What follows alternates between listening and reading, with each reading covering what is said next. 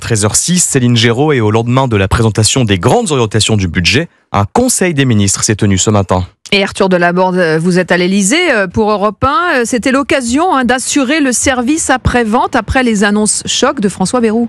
Effectivement, et devant ses ministres, Emmanuel Macron a remercié François Bayrou et encouragé le gouvernement à porter ce projet de budget jusqu'au bout. La porte-parole, Sophie Primas. Le président de la République a réagi en indiquant effectivement que ce budget avait la vertu du courage, de l'audace, de la lucidité et de regarder les objectifs d'investissement auxquels la France doit faire face, la nation doit faire face, avec beaucoup de lucidité et d'honnêteté.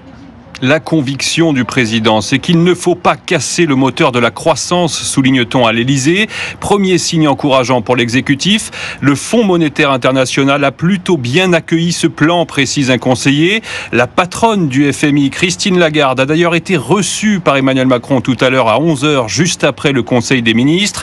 Première mesure à défendre, la suppression de 2 jours fériés. La ministre des Comptes publics, Amélie de Montchalin, vient d'indiquer qu'un cycle de consultation avec les partenaires sociaux allait s'ouvrir dans les prochaines heures pour définir notamment quels seront les jours concernés. Le gouvernement n'est pas figé sur le lundi de Pâques et le 8 mai, mais veut tenir l'objectif consistant à travailler plus. Merci Arthur Delaborde en direct de l'Elysée au Conseil des ministres pour Europe 1.